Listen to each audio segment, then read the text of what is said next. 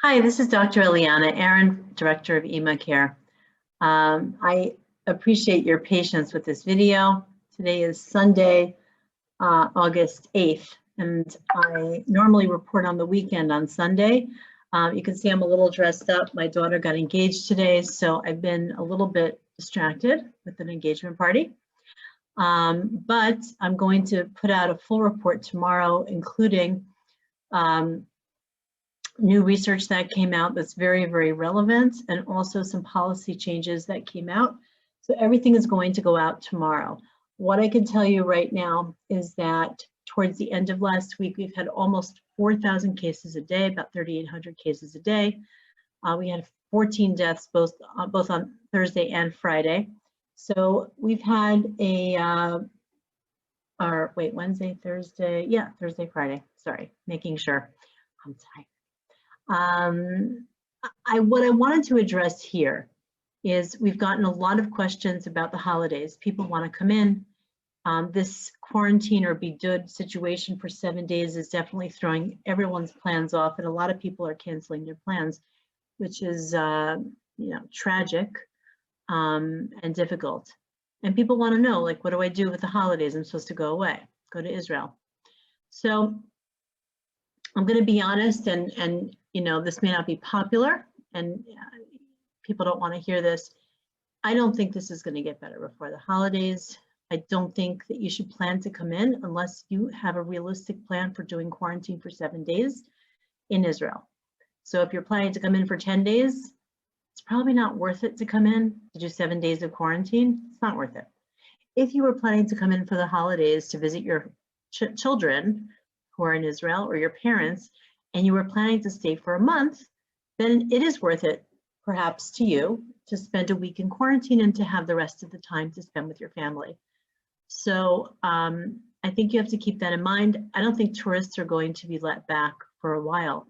I think there are a few things that we need to look at to try to predict how things are going to go in terms of reopening things, reducing the restrictions on certain countries like the United States and England. And also at the same time, what we need to do is to figure out and try to predict, when is tourism going to be let back? People want to come to Israel. So I want you to look at a few things. Number one, I've been talking about the UK. As if you've been following me, you know that the UK has very typical, similar, almost identical pattern to what we are going through right now with this Delta wave. I'm calling it the Delta wave. Delta is the equivalent of D in Greek and is also the fourth digit or number or letter, sorry, in Greek, just like the D. So this is our fourth wave, and so it's good that we can also call it the Delta wave. So that's me. But what we have is we look at the UK, the numbers are the same, our vaccination rates are the same. We're just 33 days behind them. And so what we're seeing is our pattern is following theirs. They peaked the equivalent of about 2.5 weeks in the future for us, so in about 2.5 weeks. At the rate that we're going, where we're close to doubling our numbers every close to 10 days, maybe a little bit less, a little bit more. You're looking at potentially having close to 10,000 cases a day in 2.5 to 3 weeks from now. So obviously we are hoping that it slows down to a certain degree. The other thing is that what happened in England is the numbers went up, they peaked again a couple weeks ago, and then they came down and they have plateaued and stabilized at about 20 or 30,000 cases a day. And that's been going on for a while in the UK. But it didn't go back down since then. It's been pretty stable for the last, I would say, 3 weeks or so, 2 to 3 weeks. And the problem is from epidemiology patterns, and we talked about epidemiology patterns, it's very typical to have some kind of a plateau before you have another wave up. It is also possible that you have a plateau and that very, very, very, very slowly it comes down. Both of those scenarios are not great.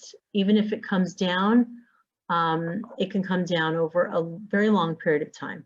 So we have to look at what's going on in England, and as long as our patterns stay similar, it'll give us an idea of what we should be expecting relative to the size of our population. So that's the first thing. The second thing is, I think it's very important that we understand and look at what's going on in America, okay? So most of the tourists that come to Israel every year are from the United States. And what's going on now is they are behind Israel. They're about a month behind Israel. My estimation, I was there in June, and there were whispers of Delta. I think I actually put a report out. There was 20% Delta, and everyone was not wearing masks anymore, et cetera, et cetera. We know what that's like here in Israel. And now more than 90% of the cases in America, just a few weeks later, are Delta. So we need to look at what's going on with Delta in United States to understand that even if we're getting better here, until America's better, the travel restrictions are likely not going to change because we don't want to get this back once we get rid of it. So we do have to look outside of Israel to try to get these predictions together. In the current wave, I predict that probably in November, we're going to be able to have a lessening of some of the border and travel restrictions. And it could be that not until December would we actually be able to have tourists coming in who are not, first degree relatives. So I think it's important for us to keep an eye on what's going on in the world in order to understand how the restrictions are going to be here in Israel. I hope this was helpful. I will be, again, posting a full post on Monday, and I wish everybody a good night. Take care.